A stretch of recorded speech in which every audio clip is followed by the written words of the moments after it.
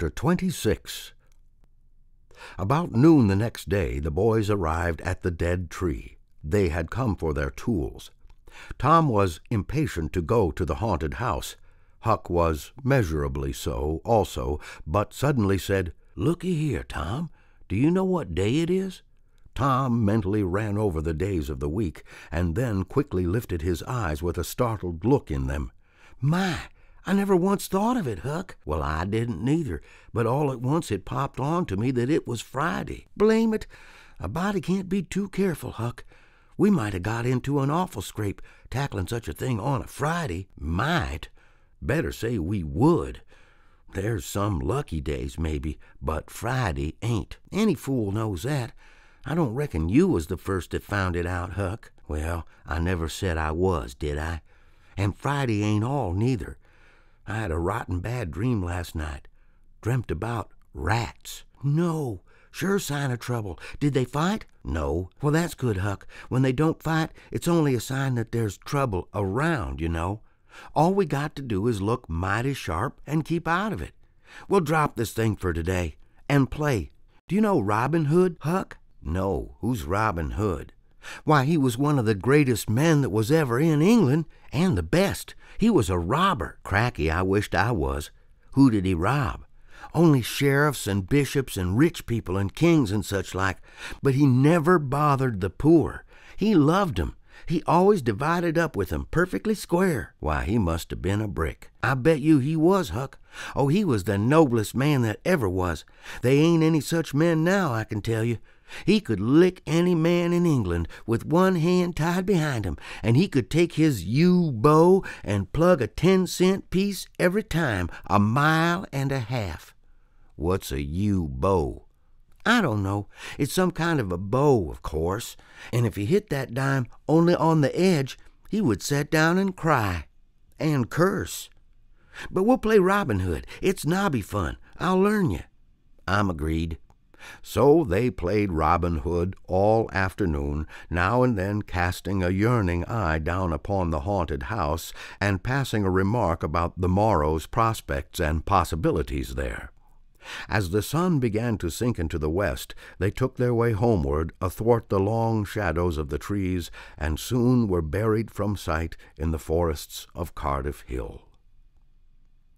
On Saturday, shortly after noon, the boys were at the dead tree again. They had a smoke and a chat in the shade, and then dug a little in their last hole, not with great hope, but merely because Tom said there were so many cases where people had given up a treasure after getting down within 6 inches of it, and then somebody else had come along and turned it up with a single thrust of a shovel. The thing failed this time, however, so the boys shouldered their tools and went away feeling that they had not trifled with fortune, but had fulfilled all the requirements that belong to the business of treasure hunting. When they reached the haunted house, there was something so weird and grisly about the dead silence that reigned there under the baking sun, and something so depressing about the loneliness and isolation of the place, that they were afraid for a moment to venture in. Then they crept to the door and took a trembling peep.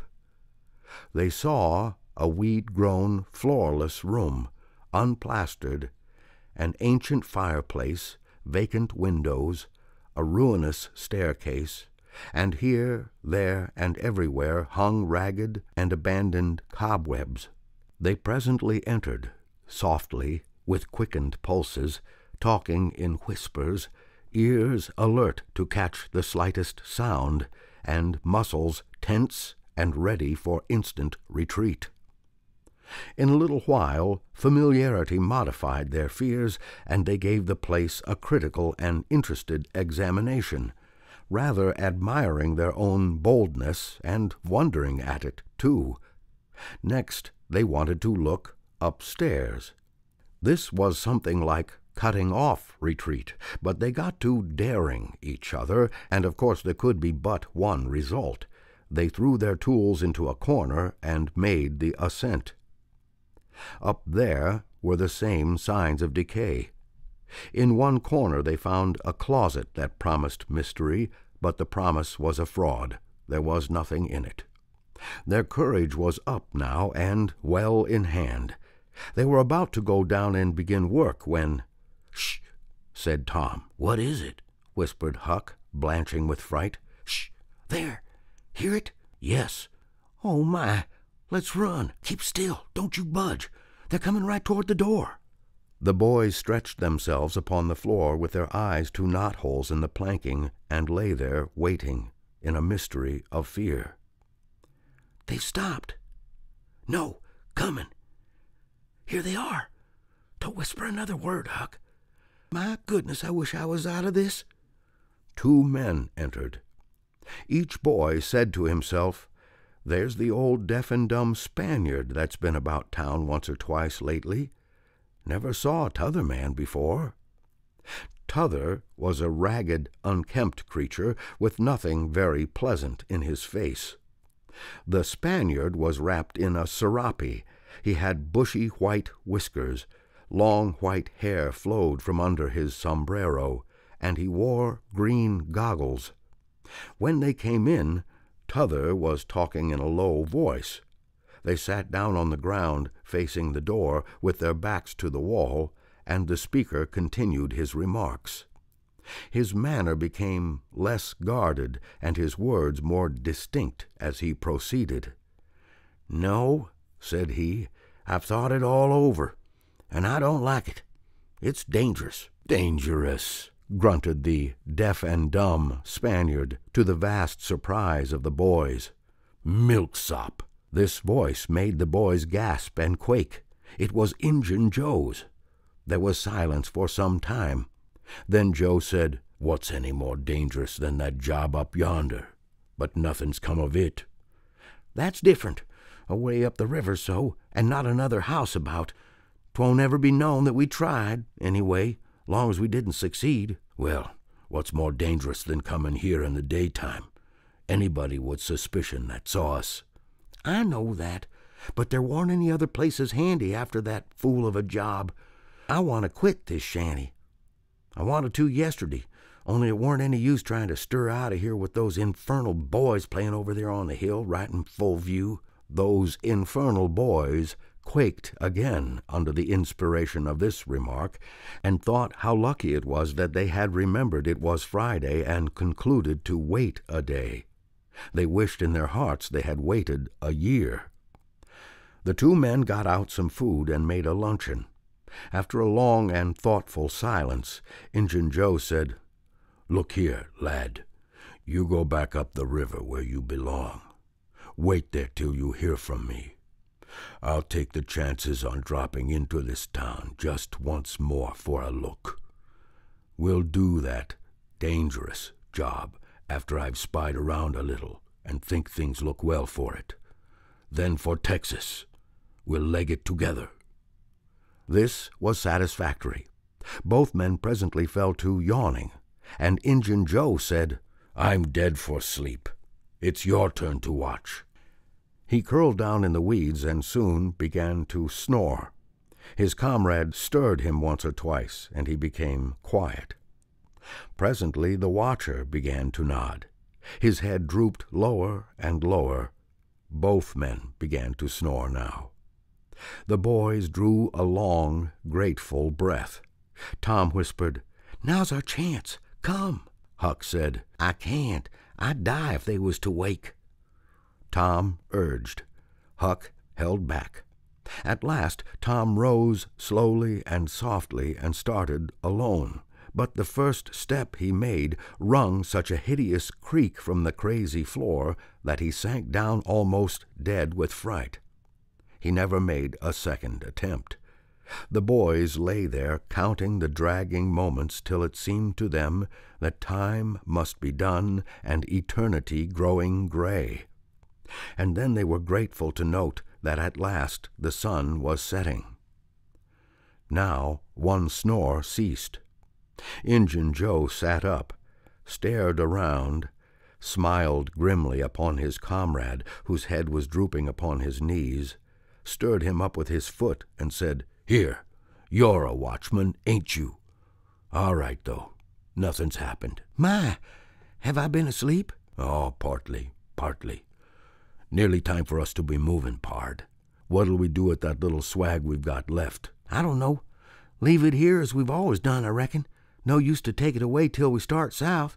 650 in silver's something to carry. Well, all right. It won't matter to come here once more. No, but I'd say come in the night as we used to do. It's better. Yes, but look here. It may be a good while before I get the right chance at that job. Accidents might happen. 'Tain't in such a very good place. We'll just regularly bury it, and bury it deep. Good idea, said the comrade, who walked across the room, knelt down, raised one of the rearward hearthstones, and took out a bag that jingled pleasantly.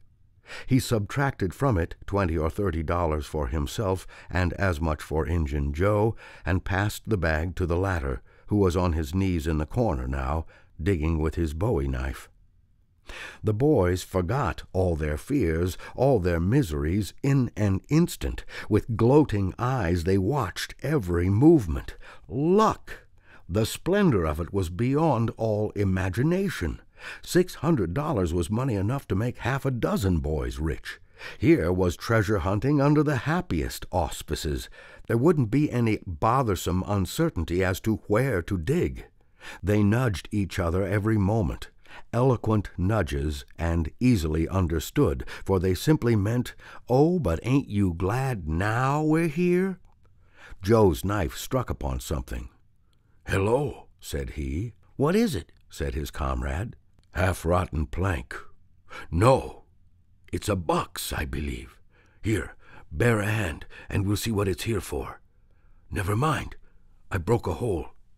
He reached his hand in and drew it out. "Man, it's money!" The two men examined the handful of coins.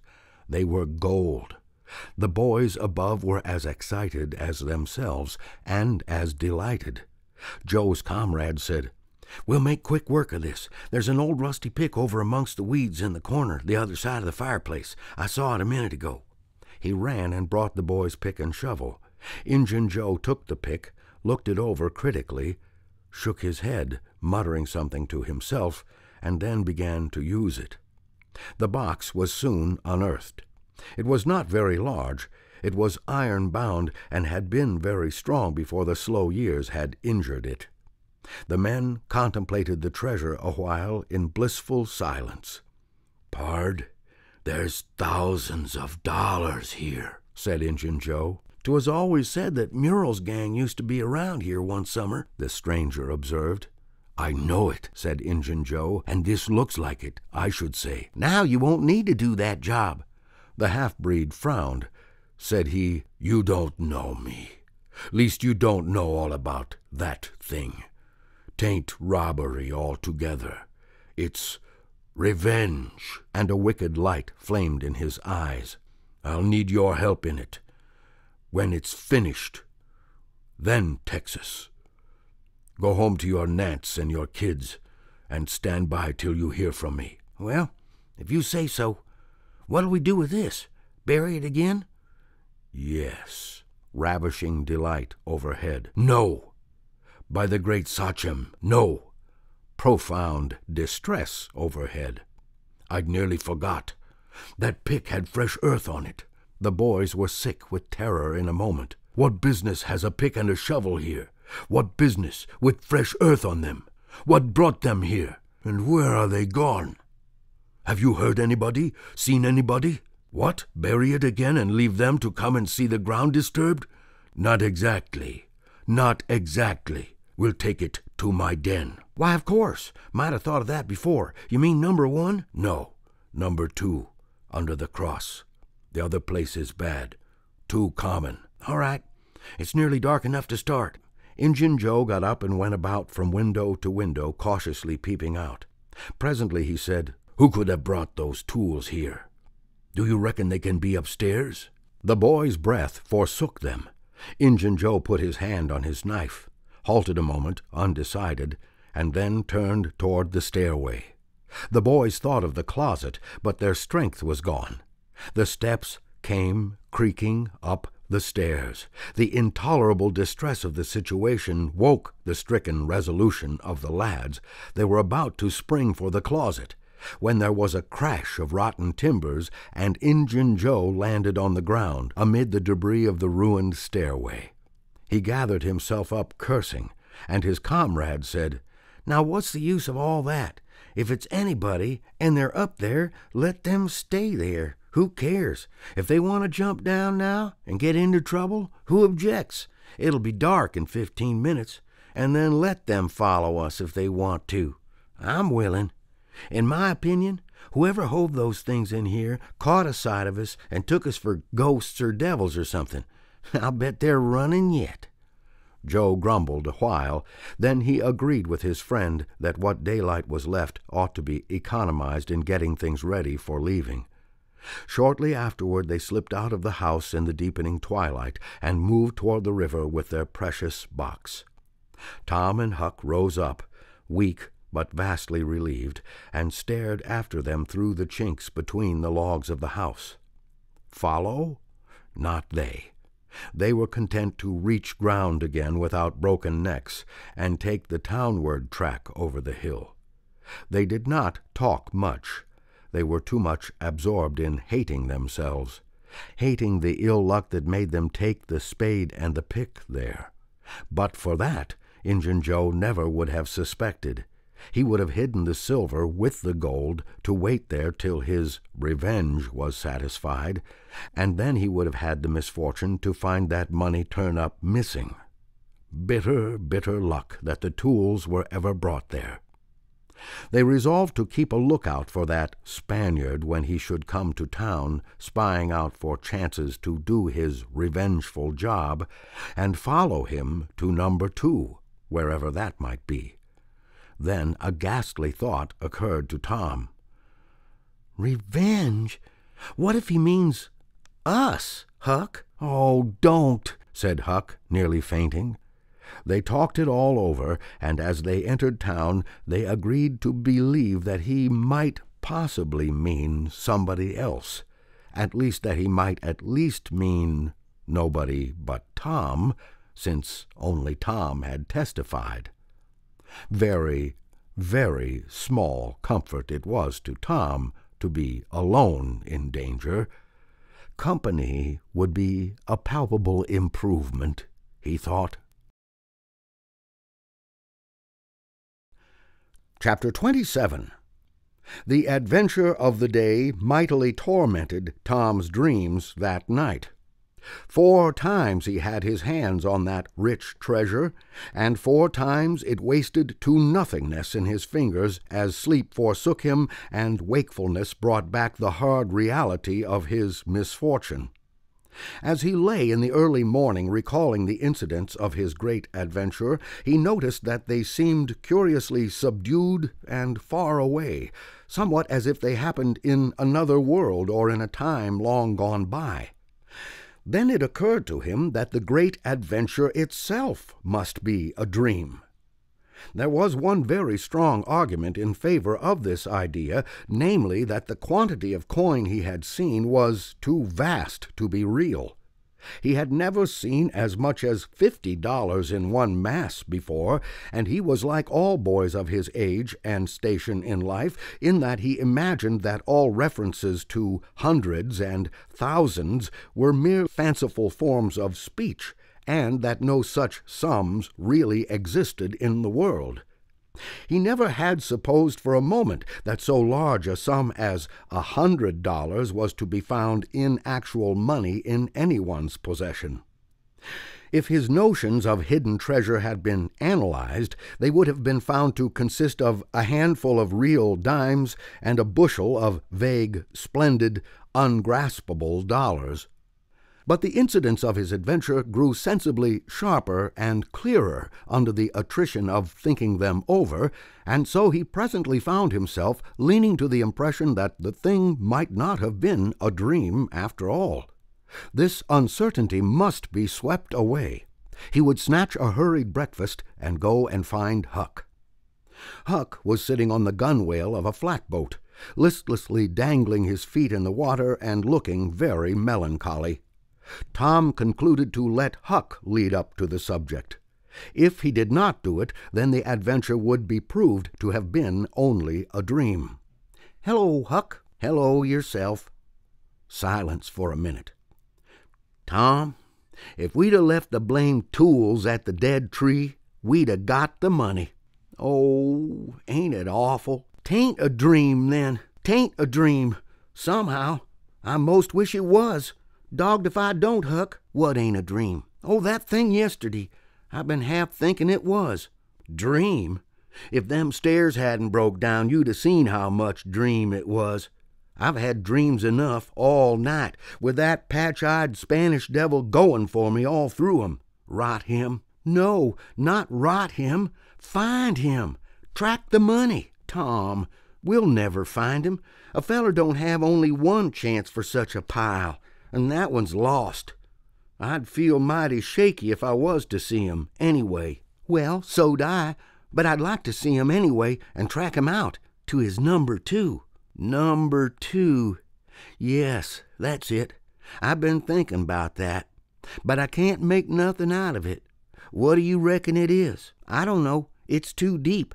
Say, Huck, maybe it's the number of a house."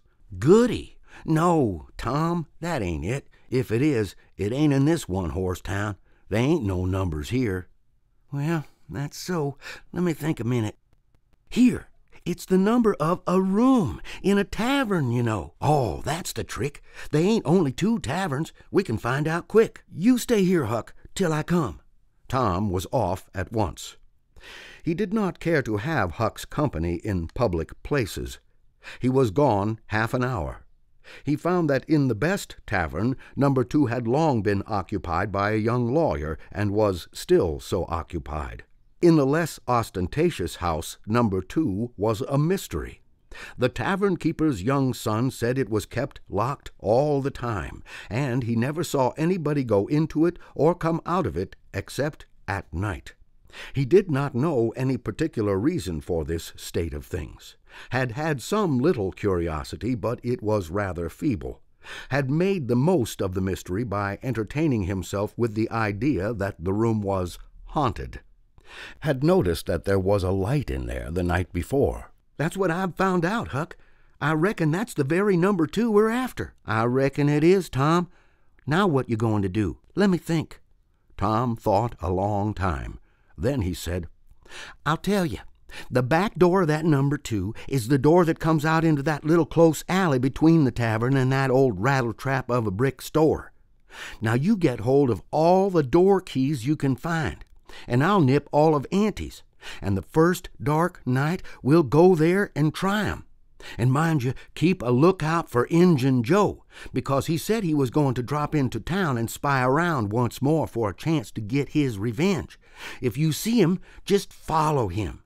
And if he don't go to that number 2, that ain't the place." "Lordy, I don't want to follow him by myself." "Why, it'll be night, sure. He mightn't ever see you. And if he did, maybe he'd never think anything." "Well, if it's pretty dark, I reckon I'll track him. I don't know. I'll try." "You bet I'll follow him if it's dark, Huck. Why, he might have found out he couldn't get his revenge and be going right after that money. It's so, Tom, it's so. I'll follow him. I will, by jingoes. Now you're talking. Don't you ever weaken, Huck, and I won't." Chapter 28. That night Tom and Huck were ready for their adventure. They hung about the neighborhood of the tavern until after 9, one watching the alley at a distance, and the other the tavern door. Nobody entered the alley or left it. Nobody resembling the Spaniard entered or left the tavern door. The night promised to be a fair one, so Tom went home with the understanding that if a considerable degree of darkness came on, Huck was to come and meow, whereupon he would slip out and try the keys. But the night remained clear, and Huck closed his watch and retired to bed in an empty sugar hogshead about 12. Tuesday the boys had the same ill luck. Also Wednesday. But Thursday night promised better.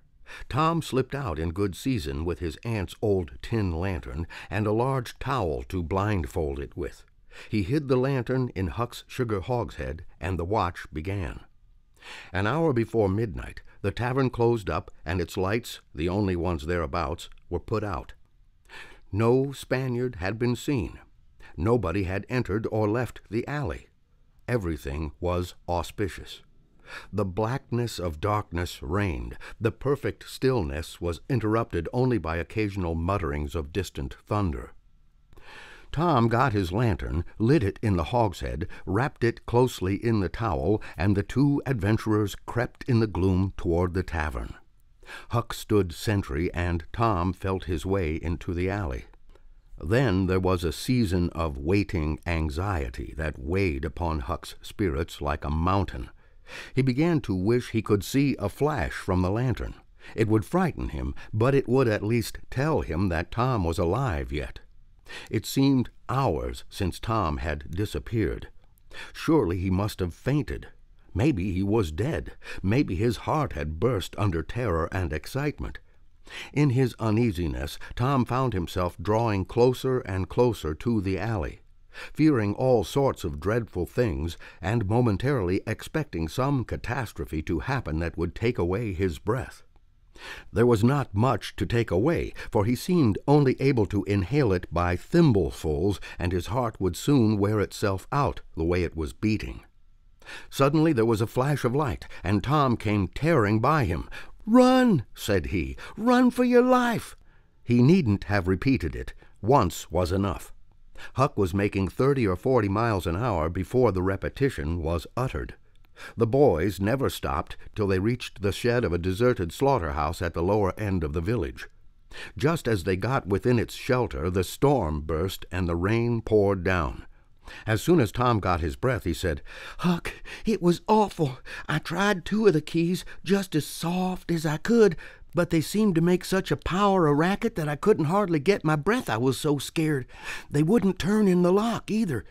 Well, without noticing what I was doing, I took hold of the knob, and open comes the door. It warn't locked.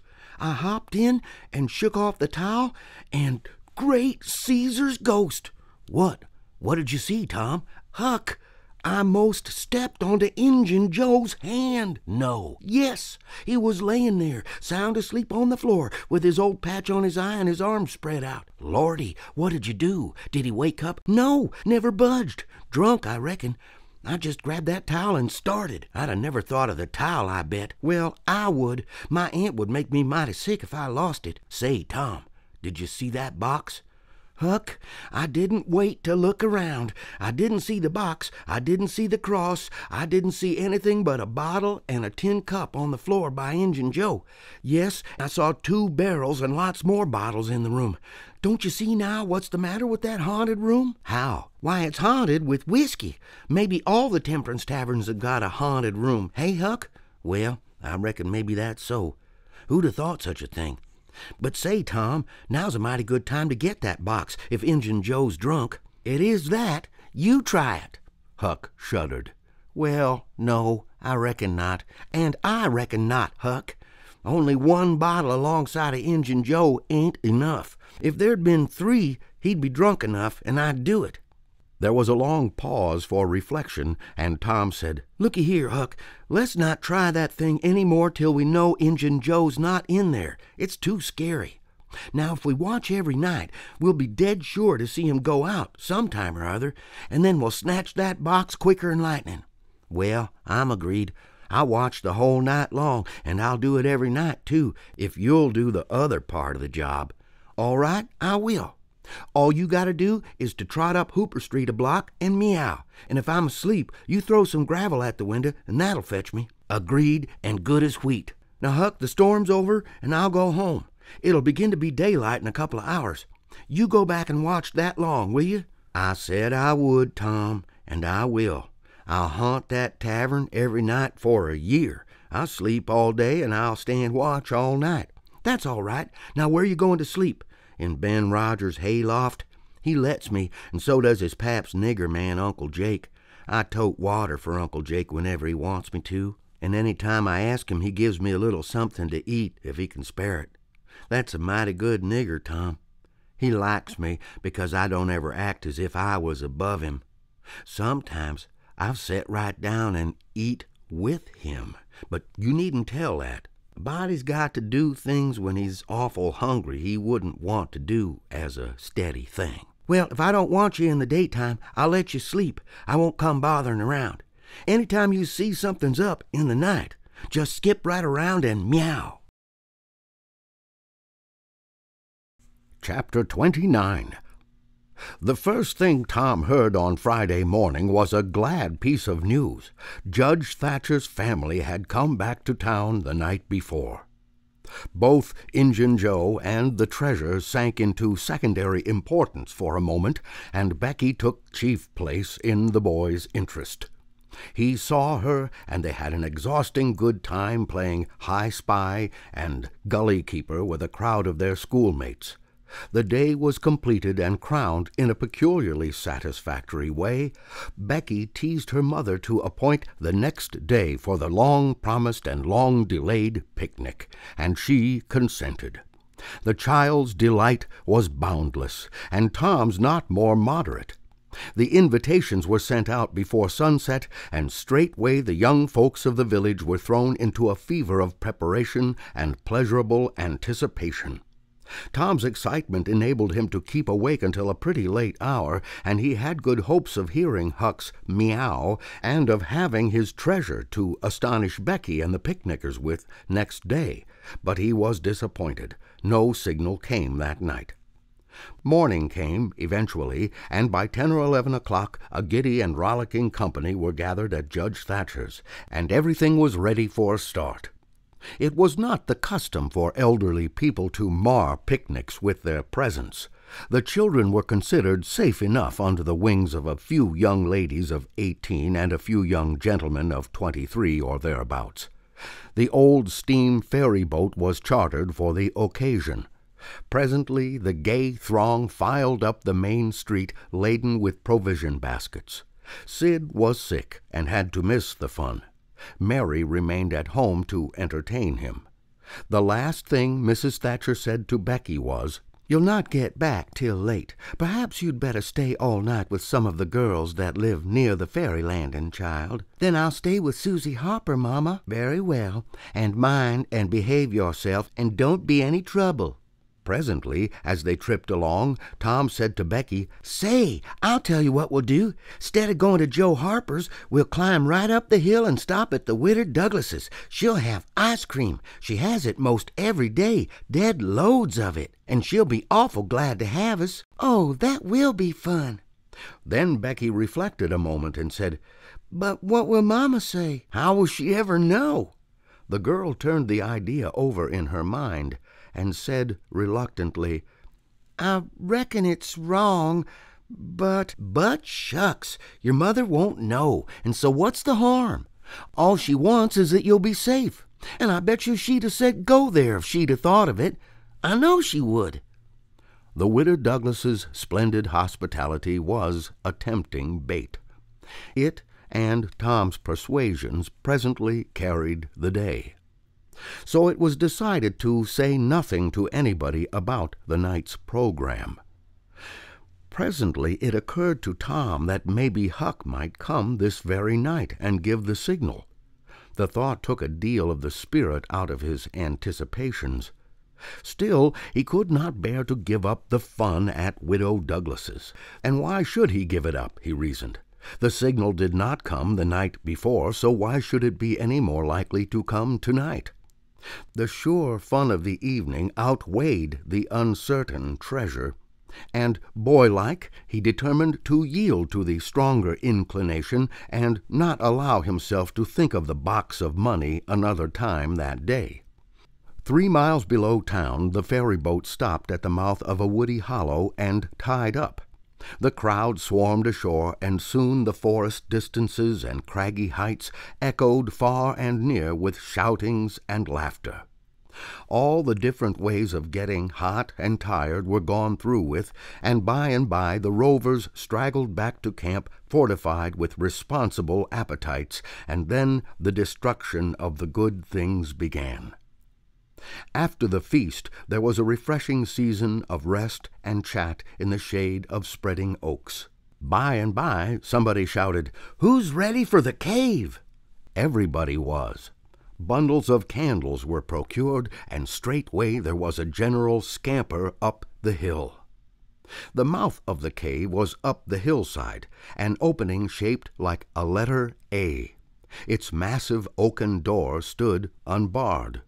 Within was a small chamber, chilly as an ice-house, and walled by nature with solid limestone that was dewy with a cold sweat. It was romantic and mysterious to stand here in the deep gloom and look out upon the green valley shining in the sun. But the impressiveness of the situation quickly wore off, and the romping began again. The moment a candle was lighted, there was a general rush upon the owner of it. A struggle and a gallant defense followed, but the candle was soon knocked down or blown out, and then there was a glad clamor of laughter and a new chase. But all things have an end.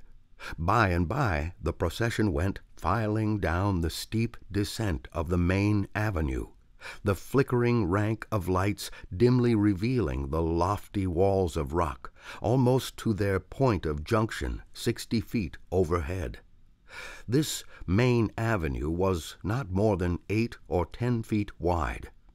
Every few steps other lofty and still narrower crevices branched from it on either hand, for McDougall's cave was but a vast labyrinth of crooked aisles that ran into each other and out again and led nowhere.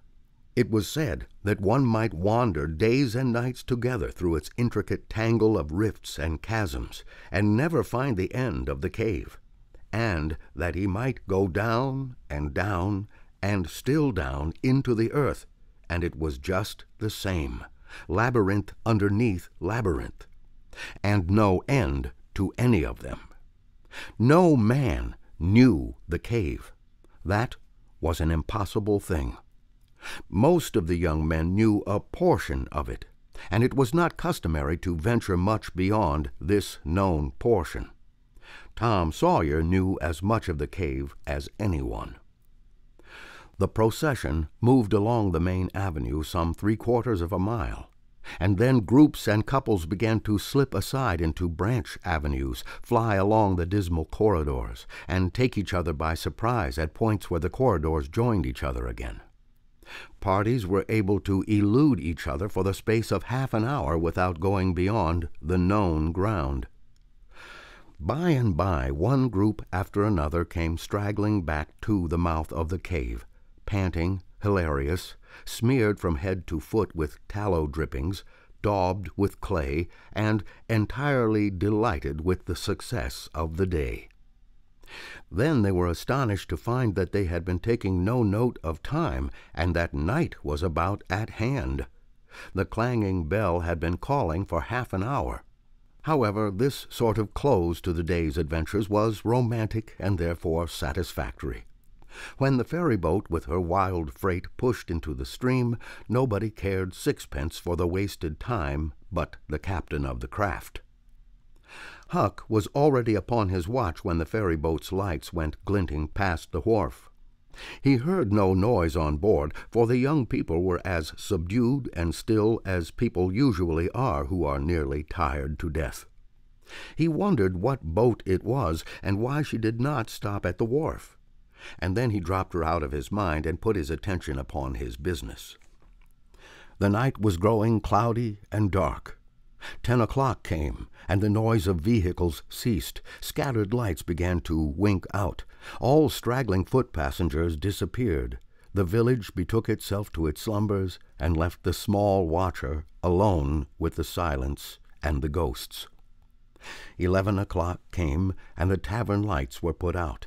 Darkness everywhere now. Huck waited what seemed a weary long time, but nothing happened. His faith was weakening. Was there any use? Was there really any use? Why not give it up and turn in? A noise fell upon his ear. He was all attention in an instant. The alley door closed softly. He sprang to the corner of the brick store. The next moment 2 men brushed by him, and one seemed to have something under his arm.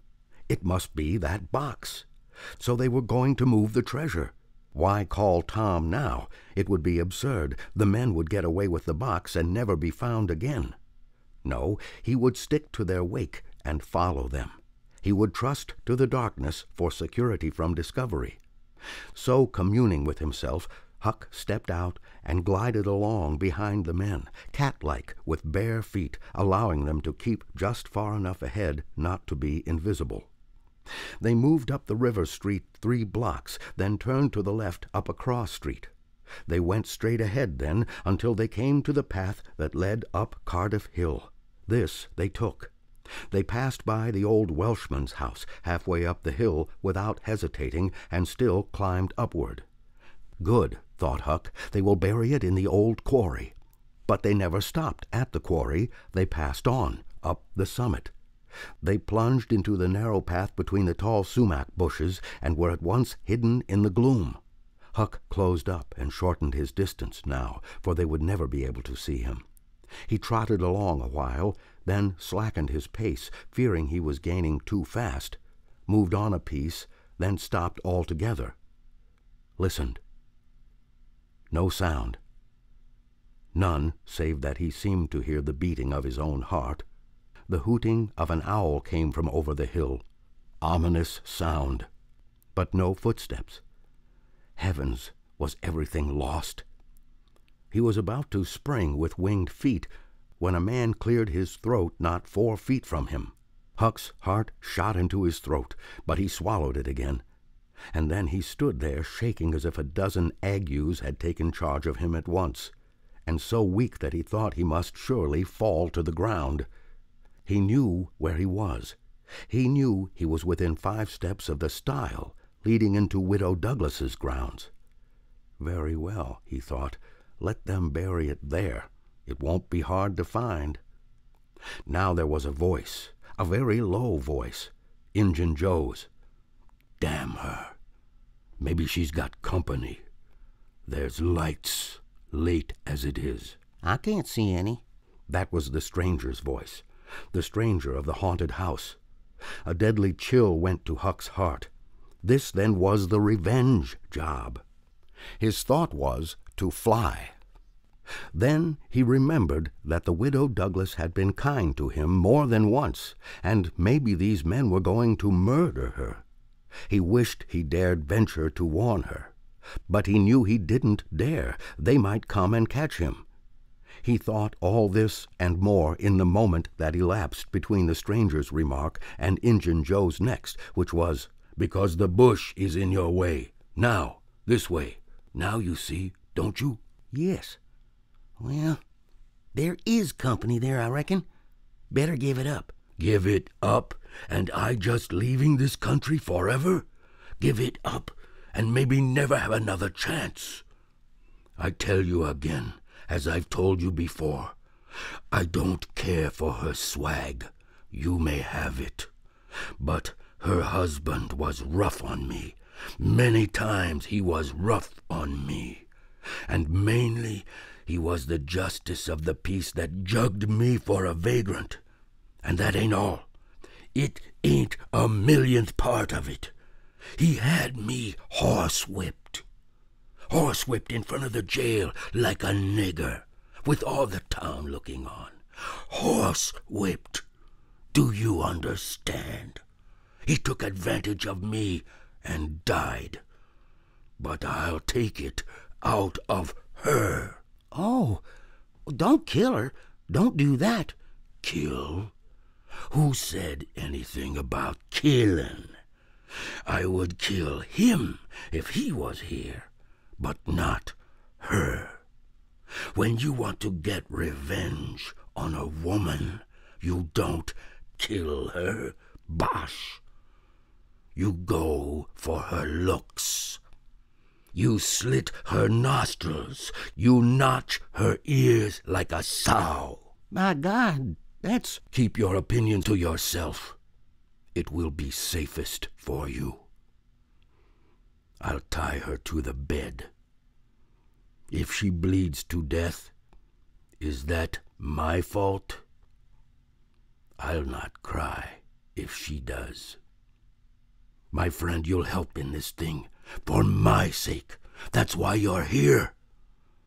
I mightn't be able alone. If you flinch, I'll kill you. Do you understand that? And if I have to kill you, I'll kill her. And then I reckon nobody'll ever know much about who done this business. Well, if it's got to be done, let's get at it. The quicker the better. I'm all in a shiver. Do it now, and company there? Look here, I'll get suspicious of you first thing you know. No, we'll wait till the lights are out. There's no hurry. Huck felt that a silence was going to ensue, a thing still more awful than any moment of murderous talk. So he held his breath and stepped gingerly back, planted his foot carefully and firmly after balancing one-legged in a precarious way and almost toppling over, first on one side and then on the other. He took another step back, with the same elaboration and the same risks. Then another, and a twig snapped under his foot. His breath stopped, and he listened. There was no sound. The stillness was perfect. His gratitude was measureless. Now he turned in his tracks, between the walls of sumac bushes, turned himself as carefully as if he were a ship, and then stepped quickly but cautiously along. When he emerged at the quarry, he felt secure, and so he picked up his nimble heels and flew. Down, down he sped, till he reached the Welshman's. He banged at the door, and presently the heads of the old man and his two stalwart sons were thrust from windows. "What's the row there? Who's banging? What do you want?" "Let me in, quick! I'll tell everything." "Why? Who are you?" "Huckleberry Finn! Quick, let me in!" "Huckleberry Finn, indeed. It ain't a name to open many doors, I judge. But let him in, lads, and let's see what's the trouble." "Please don't ever tell I told you," were Huck's first words when he got in. "Please don't. I'd be killed, sure. But the widow's been good friends to me sometimes, and I want to tell. I will tell, if you promise you won't ever say it was me." "By George, he has got something to tell, or he wouldn't act so," exclaimed the old man. "Out with it, and nobody here'll ever tell, lad." 3 minutes later, the old man and his sons, well armed, were up the hill and just entering the sumac path on tiptoe, their weapons in their hands. Huck accompanied them no further. He hid behind a great boulder and fell to listening. There was a lagging, anxious silence, and then all of a sudden there was an explosion of firearms and a cry. Huck waited for no particulars. He sprang away and sped down the hill as fast as his legs could carry him. Chapter 30. As the earliest suspicion of dawn appeared on Sunday morning, Huck came groping up the hill and rapped gently at the old Welshman's door.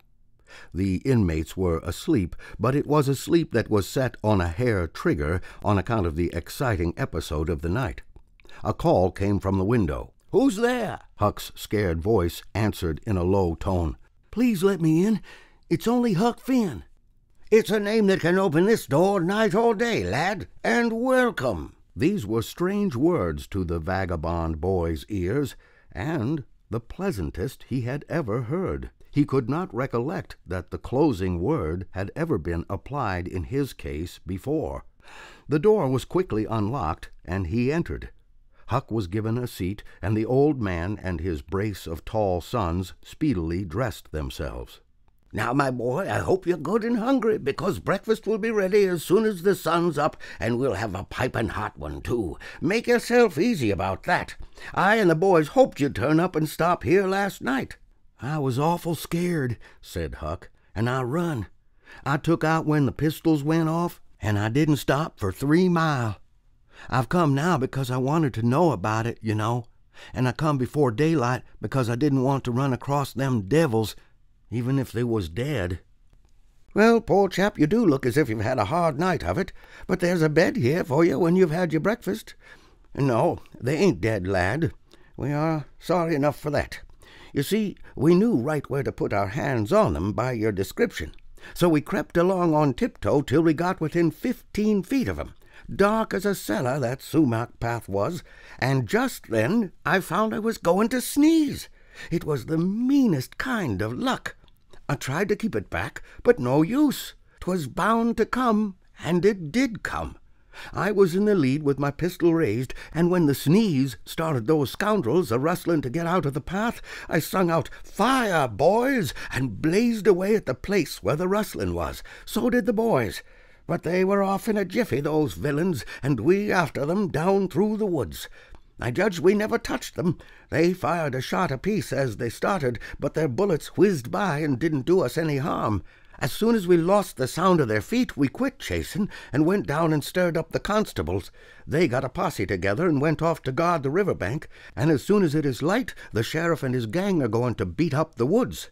My boys will be with them presently. I wish we had some sort of description of those rascals. 'Twould help a good deal. But you couldn't see what they were like in the dark, lad, I suppose?" "Oh, yes, I saw them downtown and follered them." "Splendid! Describe them, my boy."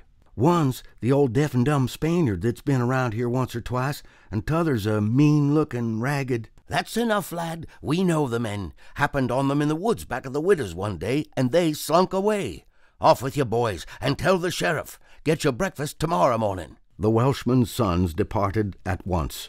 As they were leaving the room, Huck sprang up and exclaimed, "Oh, please don't tell anybody it was me that blowed on 'em. Oh, please." "All right, if you say it, Huck, but you ought to have the credit of what you did." "Oh, no, please don't tell." When the young men were gone, the old Welshman said, "They won't tell, and I won't. But why don't you want it known?" Huck would not explain, further than to say that he already knew too much about one of those men, and would not have the man know that he knew anything against him for the whole world. He would be killed for knowing it, sure. The old man promised secrecy once more, and said, "How did you come to follow these fellows, lad? Were they looking suspicious?" Huck was silent while he framed a duly cautious reply. Then he said, "Well, you see, I'm a kind of a hard lot. At least everybody says so, and I don't see nothing agin it. And sometimes I can't sleep much on account of thinking about it and sort of trying to strike out a new way of doing.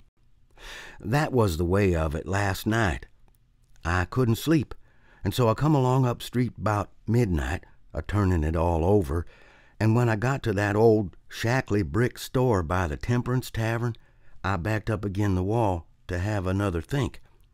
Well, just then along comes these two chaps, slipping along close by me, with something under their arm, and I reckoned they stole it.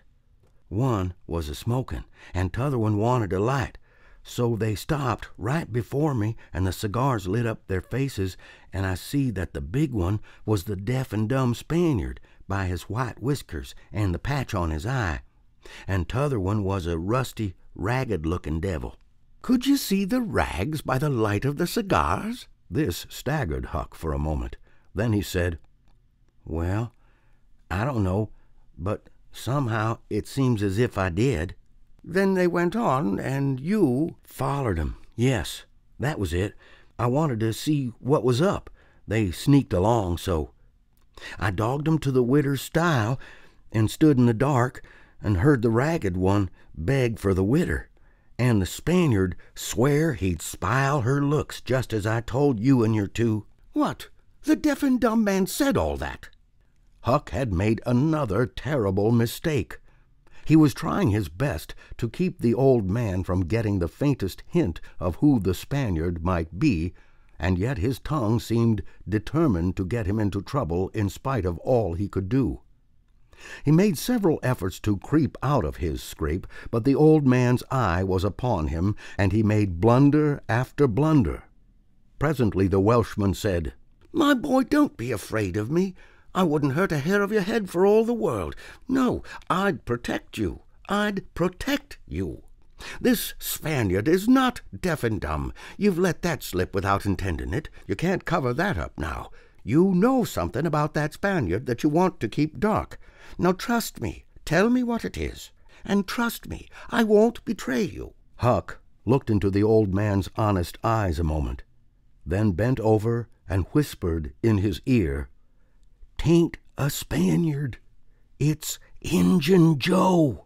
The Welshman almost jumped out of his chair. In a moment he said, "It's all plain enough now. When you talked about notching ears and slitting noses, I judged that was your own embellishment, because white men don't take that sort of revenge. But an Injun, that's a different matter altogether." During breakfast the talk went on, and in the course of it the old man said that the last thing which he and his sons had done before going to bed was to get a lantern and examine the stile and its vicinity for marks of blood. They found none, but captured a bulky bundle of what? If the words had been lightning, they could not have leaped with a more stunning suddenness from Huck's blanched lips. His eyes were staring wide now, and his breath suspended, waiting for the answer. The Welshman started, stared in return. 3 seconds, 5 seconds, 10, then replied, "Of burglar's tools. Why? What's the matter with you?" Huck sank back, panting gently but deeply, unutterably grateful.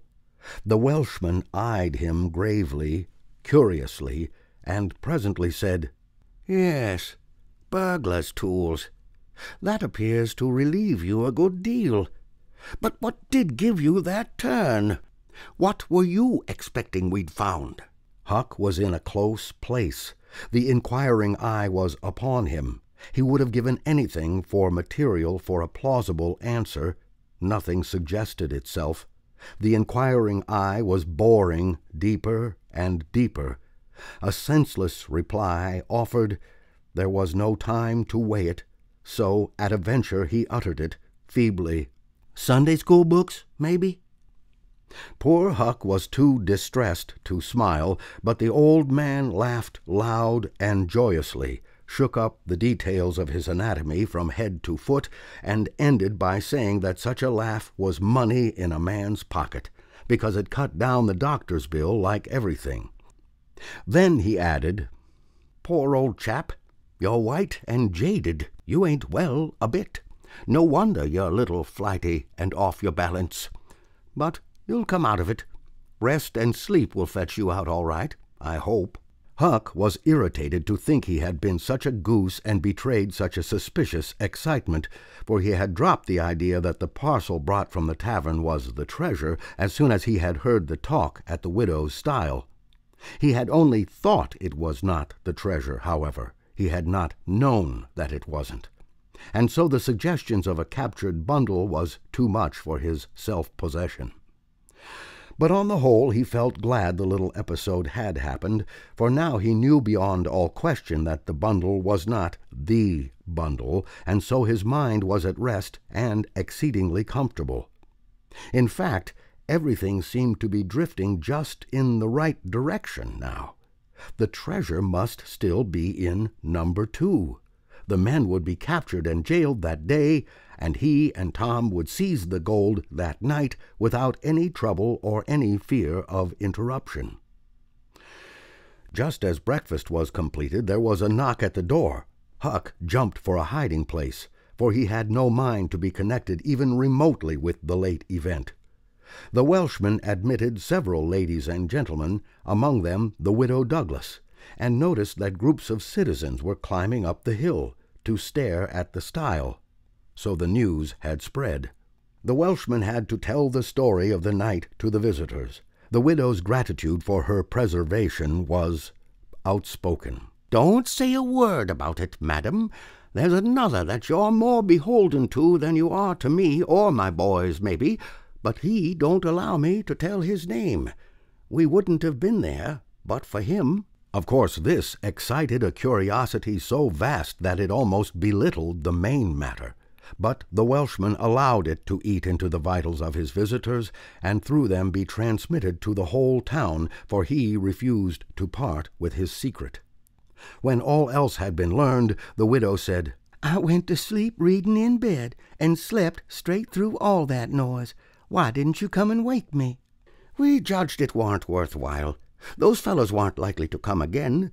They hadn't any tools left to work with, and what was the use of waking you up and scaring you to death? My 3 Negro men stood guard at your house all the rest of the night. They've just come back."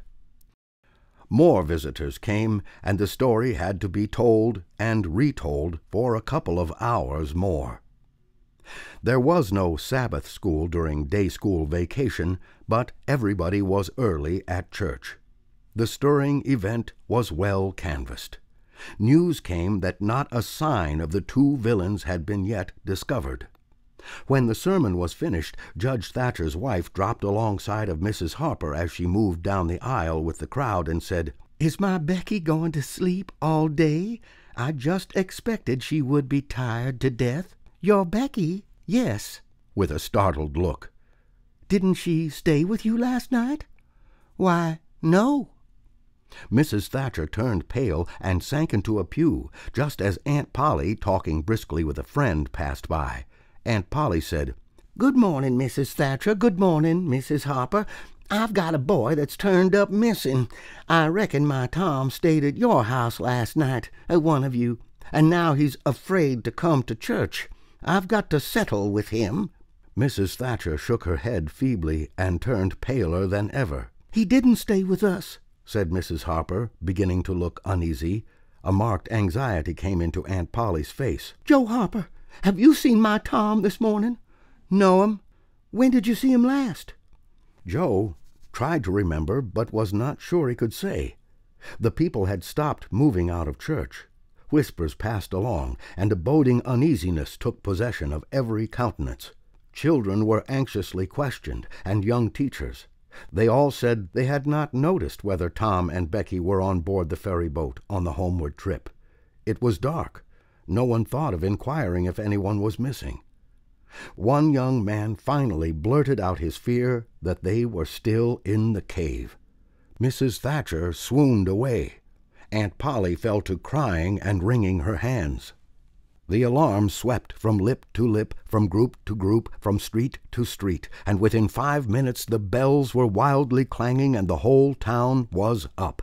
The Cardiff Hill episode sank into instant insignificance. The burglars were forgotten, horses were saddled, skiffs were manned, the ferry boat ordered out, and before the horror was half an hour old, 200 men were pouring down high road and river toward the cave. All the long afternoon the village seemed empty and dead. Many women visited Aunt Polly and Mrs. Thatcher and tried to comfort them. They cried with them, too, and that was still better than words. All the tedious night the town waited for news, but when the morning dawned at last, all the word that came was, "Send more candles and send food." Mrs. Thatcher was almost crazed, and Aunt Polly also.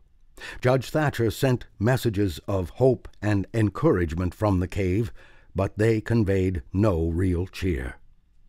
The old Welshman came home toward daylight, spattered with candle grease, smeared with clay, and almost worn out. He found Huck still in the bed that had been provided for him, and delirious with fever. The physicians were all at the cave, so the widow Douglas came and took charge of the patient. She said she would do her best by him, because, whether he was good, bad, or indifferent, he was the Lord's, and nothing that was the Lord's was a thing to be neglected. The Welshman said Huck had good spots in him, and the widow said, "You can depend on it. That's the Lord's mark. He don't leave it off. He never does. Puts it somewhere on every creature that comes from his hands." Early in the forenoon, parties of jaded men began to straggle into the village, but the strongest of the citizens continued searching. All the news that could be gained was that remotenesses of the cavern were being ransacked that had never been visited before, that every corner and crevice was going to be thoroughly searched, that wherever one wandered through the maze of passages, lights were to be seen flitting hither and thither in the distance, and shoutings and pistol shots sent their hollow reverberations to the ear down the sombre aisles. In one place, far from the section usually traversed by tourists, the names Becky and Tom had been found traced upon the wall with candle smoke, and near at hand was a grease-soiled bit of ribbon. Mrs. Thatcher recognized the ribbon and cried over it.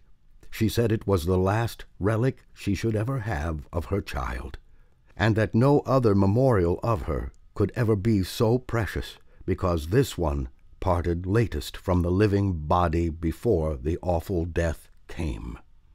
Some said that now and then in the cave a faraway speck of light would glimmer, and then a glorious shout would burst forth, and a score of men go trooping down the echoing aisle, and then a sickening disappointment always followed. The children were not there. It was only a searcher's light. 3 dreadful days and nights dragged their tedious hours along, and the village sank into a hopeless stupor. No one had heart for anything. The accidental discovery just made that the proprietor of the Temperance Tavern kept liquor on his premises scarcely fluttered the public pulse, tremendous as the fact was. In a lucid interval, Huck feebly led up to the subject of taverns, and finally asked, dimly dreading the worst, if anything had been discovered at the Temperance Tavern since he had been ill. "Yes," said the widow. Huck started up in bed, wild-eyed. "What? What was it?" "Liquor, and the place has been shut up. Lie down, child. What a turn you did give me. Only just tell me one thing, only just one, please. Was it Tom Sawyer that found it?" The widow burst into tears. "Hush, hush, child, hush. I've told you before you must not talk. You are very, very sick." Then nothing but liquor had been found. There would have been a great powwow if it had been the gold. So the treasure was gone forever. Gone forever. But what could she be crying about? Curious that she should cry. These thoughts worked their dim way through Huck's mind, and under the weariness they gave him he fell asleep. The widow said to herself, "There, he's asleep, poor wreck. Tom Sawyer find it.